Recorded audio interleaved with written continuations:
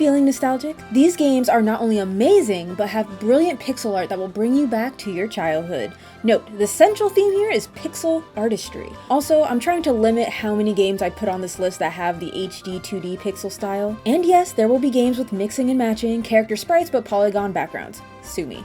But before you sue me, be sure to like and subscribe as I'm trying to get to 60k subscribers before the year ends. Number 11! I don't think I've ever talked about this game on my channel before. Probably because I hate it on GBA and I hate it on PlayStation 2. And if they ever remade it, I would probably hate that unless they did away with the battle system. But I gotta say, it was pretty cool seeing this series in pixel form. Kingdom Hearts Chain of Memories. Kingdom Hearts is a very divisive series, namely because of its story, disrespect to some of its characters, and the slow decline of Final Fantasy inclusion. Alas, I was there loving Kingdom Hearts 1, obviously had to check out Chain of Memories, the next entry, and I was like, what in the actual fuck is this? Obviously, I was here for the adventure, here for Disney, but what I was not here for was doing math in a game about who even fucking knows anymore? Also, I never beat the game. I got to the 4th Riku, both in the GBA and the PS2, and got my ass handed to me twice and just quit. I also hate that this entry was crazy important,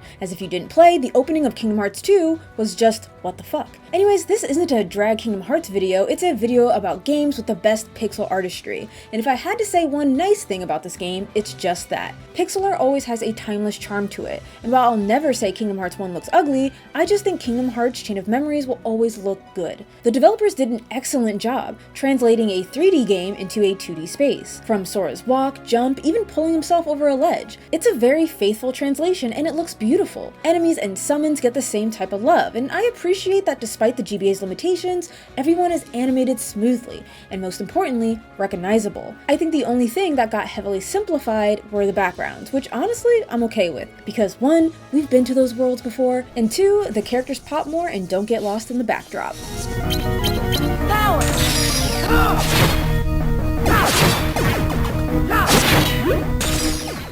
Number 10. I recently played this game and I was touched by it. It's the very beginning of a beloved franchise. Tales of Phantasia. What a gorgeous ass game. Now before we dive in, it's important to note there were several versions. It started on the SNES, then moved to PlayStation, which is what I played it on, then to PSP in Japan only, Game Boy Advance, and an iOS version, but I'm talking about the PlayStation version. Retro games back in the day were often seen as simplistic and lacked depth, and I kinda disagree. It had a nice balance with a complex villain, and the journey had you chasing this guy through different time periods. It was really cool. It does give that classic Journey vibe, and it helps showcase its beautiful pixel art. Walking around on the map as this small figure, walking into towns, their pixelated expressions. I don't know why, but it tickles me so much. When they're sad, happy, contemplating, it warms my soul. But moreover, for its time, the pixel artistry in battle, like real-time action battles, this was pushing boundaries. You're on a linear battlefield and the main character, Kless, can use axes, swords, spears, and different shields. All of that is reflected in battle. It feels like a lost art, you know, when you upgrade your equipment and it does reflect in battle. I feel like I'm seeing less of that, or not enough to my tastes. I also think it's really special because someone had to change how Kless held certain weapons, adjust certain moves to accommodate this weapon. But not only characters were given thoughtful expressions and animations, but so were the enemies, like when you hit them. The bears in the trees are some of my favorites. It's truly one of the many beautiful games on retro consoles. Number 9. It always amazes me, the creativity that spurns from the limitations of the SNES. Granted, I played this beauty on the Collection of Mana on the Switch. Trials of Mana. This was my 3rd ever Mana game, a large upgrade from Secret of Mana, which I wasn't a super big fan of. I first played Legend of Mana and it is my absolute favorite. Then I went to the alleged best Mana game, Secret of Mana, which I just found awful to play, and I played that on the Collection of Mana as well. Then Mana won back my love with the Trials of Mana on the Collection, which is the first time it was officially released outside of Japan. I loved it, so much in fact I even played the remake, which I adored. But just speaking on the graphics, Trials of Mana received considerable praise from critics who thought its graphics were some of the best made for the SNES, and I'd agree, considering its competition was Chrono Trigger, Final Fantasy VI, Earthbound, and even Tales of Phantasia. We have excellent character designs, each distinct, conveying to the player not only what type of combatant they are, magician, swordsman, thief, but also their designs are unique as each character's story, which bleeds into other characters. We not only have gorgeous and interesting animations per character, from fighting in real time to victory poses, but even the backgrounds. They're lush and full of color, but carefully muted, so to never take away from the player character. It even has day and night cycles, which gives a slightly different color palette and lighting changes, and one character in particular even turns into a werewolf at night. It's the accumulation of these things that just keeps Trials of Mana beautiful. It really pushes its limitations with world traveling by springs. Of course, we can't not talk about some of these iconic bosses. They're so massive and intimidating, and I love the changes in some of their forms as you're wailing on them. Enemies are given the same attention with attack animations or taking damage. I am always a sucker for enemies having a face for getting hit. Rather than seeing them flash red or white, there's an actual expression. Even how some enemies die is unique. Zombies' souls float away and goblins burst into bones. There's just so much love put into Trials of Mana, and while I encourage folks to play the remake, I equally encourage folks to play the original Trials of Mana on the Collection of Mana for a really fun adventure. Number 8. Not only does this game have amazing pixel artistry, but it's one of my favorite JRPGs. Mother 3! What a jump from Earthbound, which didn't even look bad. It feels more animated than its predecessor, visuals are clean with a vibrant color palette, it's very reminiscent of the Super Nintendo era, but for GBA. I look at this graphical style and I think it looks sillier, funnier, and it really sells the grimly comedic tone of Mother 3. It's one of those games you really want to pause and look at all the zany characters and take in their animations. And while Earthbound also had this, I kinda like the switch up. Instead of animating enemies, it had a psychedelic moving background. In a weird way, it gives combat a little movement. Not much, but clearly enough to keep us all entertained. Plus, taking heavy damage, the screen shaking, I like it. Mother 3 is a beautiful game with a beautiful, albeit depressing story, and is one of the standout GBA games, even if it never officially came to America. But still, if you really want to dabble in Mother 3, know that there are ways. Number 7! Something I really enjoy doing is going into games blind, like super blind. I don't even like knowing what the game looks like, and that's exactly what happened with Xenogears. Now, for better or for worse, my initial thought was disappointment, because I don't know what I was expecting, but it wasn't this. However, your girl can be wrong, because once I warmed up to the graphical style, it was actually really amazing. Again, with hardware limitations, the 2D sprites are animated fluidly against 3D environments, especially in combat. Seeing characters like Faye and Ellie have some bounce to them as they wait their turn, the flow is really nice. I'm a big fan of bouncy pixelated hair, and the combos, the death blows, they are all heat. And we got the camera twisting and turning to give that dynamic feeling. You really felt every character's moveset. Speaking of moveset, I love that there was a heavy emphasis on martial arts moves. Even the characters that do use weapons, they're out here throwing punches and kicks too. One of the more distinct features of this style is the lack of line art. If you look closely, there's no solid black or even brown outline. Maybe I'm reading into this too deeply, but I remember in art class being told people don't have outlines, specifically drawing realism, right? And I thought to myself, damn, is this pixel realism? Probably not. But I like this choice because it's such a small change that really does give Xenogears a distinct style. To this day, there are few pixelated JRPGs that make that choice. In conclusion, I may not hail Xenogears as one of the greats, but I believe in giving games their flowers, and Xenogears has gorgeous pixel art. Number 6. Whenever I get to talk about this game again, it makes me so happy, especially with the recent gorgeous remake. Suikoden 2. If you didn't know, this is one of the greatest JRPGs of all time, and I really gotta make a list of greatest JRPGs of all time at this point, but let it be known, Suikoden 2 would be on that list. So, Suikoden 2 has a very muted color palette, which I think serves to ground the game in reality. While magic and wonder are very much a part of the Suikoden universe, it really digs deeply into war and the ugly truths of it. It doesn't give the whimsical world of, let's say, the Mana series. However, that doesn't mean that the 108 Stars of Destiny aren't vibrant young men, women, squirrels, and other mythical beings. A major part of the Suikoden series is searching for the 108 Stars of Destiny, 108 characters to join your cause to put an end to the war.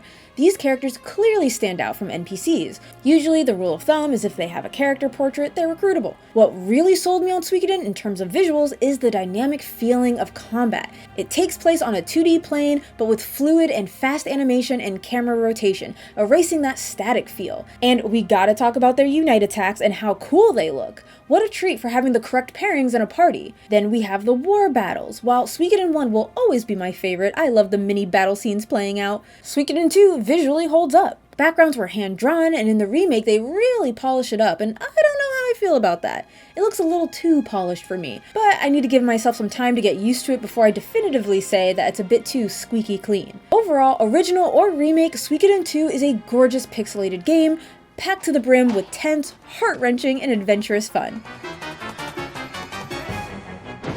5. A lot of indies pay homage to the classics, and in 2023, a game did just that. Sea of Stars, a love letter to the 16-bit era. While the game received mixed praise about its story and characters, nobody could deny the absolute beauty of this game. What put so many eyes on Sea of Stars was its gorgeous lighting, the fluid bounce of characters, the exciting and engaging combat mechanics. One of the standout things in Sea of Stars was the interacting environments. Seeing the ground fall as you scale a mountain. Even the overworld map is packed with little details. Cities are so fun to explore, as this game has a fair amount of verticality. Climbing up things, falling down, trying to figure out how to obtain chests. I think it's important for games to craft a world where you want to explore, and it's not so boring as running from point A to B. It's the little change in animation, seeing characters climb, swim, jump, tightrope, walk, and again, the added look of characters moving in their own distinct way was fun. If you haven't noticed, a common theme here that I really enjoy is enemies having their own animations, tells that signify they're gearing up for a strong attack.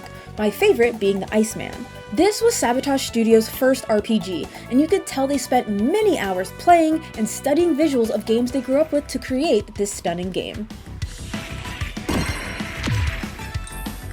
Number 4. I must reiterate, just because the game is on this list does not mean I like the game.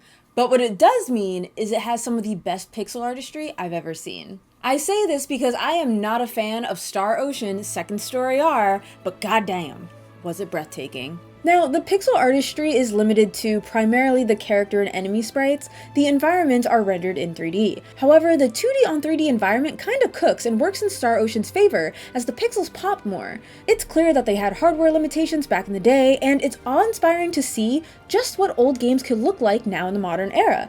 Not only does it have top-tier pixel art, but it's one of the most beautiful remakes I've ever seen.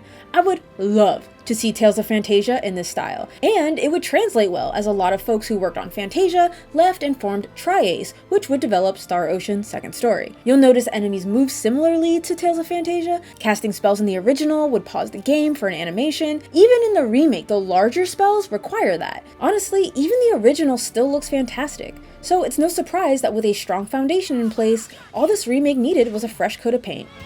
Take this! Number 3!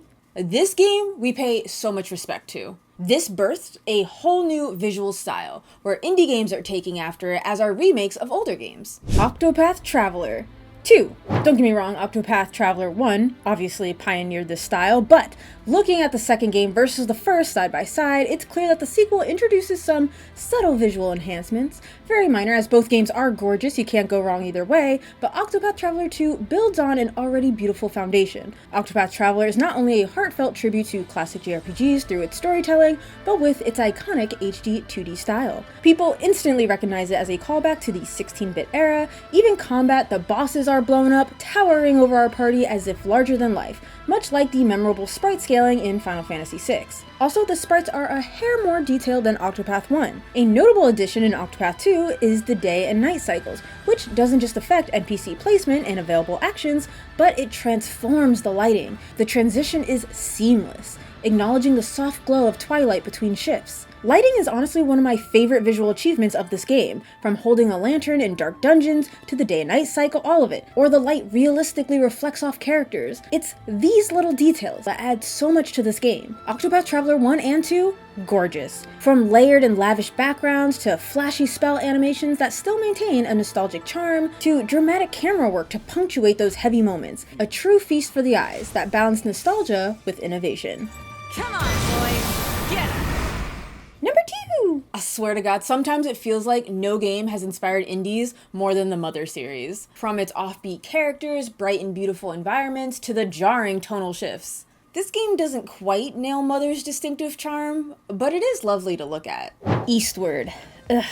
Eastward, a game I was so excited to play and was so disappointed. But it's okay because I enjoyed looking at the thing. The graphics certainly kept me entertained when the story didn't. The initial development of Eastward began with 3 members, and by the end it grew to a team of 12. And what they accomplished, I mean, wow, I was super impressed. In fact, it was the visuals that pulled me in the first place. The most stunning part of Eastward is New Dam City, a city that is crammed, practically built on top of itself. And its inhabitants are so varied in shape, and the expressions are some of the finest I've ever seen. Honestly, the main characters are visually the blandest in the entire game. It's the designs of the NPCs, enemies, and environments. Even in this karaoke bar alone, before you even talk to anyone, you stop and see that every NPC is doing something a little different. Developers truly took time for NPCs. A sushi chef working on his next orders, a kabuki actor, a woman singing her heart out, a robot flamingo thing just vibin'. It's so good. It just goes so hard, animating every lock of hair, the swishing of clothing,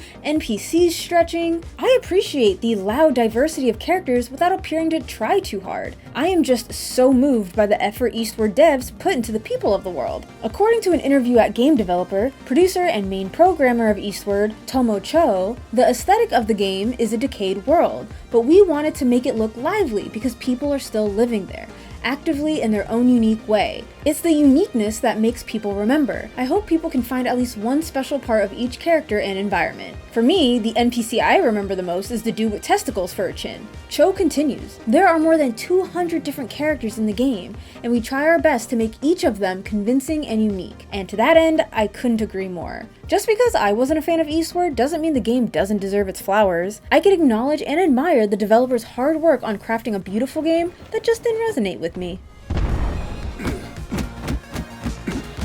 Number 1. This is it. Pack it in. Go home. It doesn't get any better than Breath of Fire 4. What an honor it is to talk about this game again. I'm always writing Breath of Fire 3, but today, Breath of Fire 4 is getting some time to shine. Another game that has a distinctive style that blends 2D sprites with 3D rendered environments, allowing you to rotate and see what's around. What I want to bring attention to is the freakishly fluid motion of this game, especially in battle scenes. After selecting a character's action, they move into a pose that reflects that selected action. Even enemies with their attack animation, idle animations, even getting hit. I think the combat in Breath of Fire 4 is by far the most striking I've ever seen for its time. Even the portrait art, it changes based on the character's emotion. Breath of Fire 4 also holds a lot of Chinese influence with costume design and architecture, which I think adds to its unique visuals. Overall, Breath of Fire 4 really nailed it with its artistic direction, charm, and technical balance between 2 and 3D. Even roughly 25 years later, Breath of Fire 4 remains the most beautiful pixelated game. And Breath of Fire 4 isn't all show, it's a game with substance. To learn more about it, watch my review of Breath of Fire 4 on the top box. Or if you want to know about the actual best Breath of Fire 3,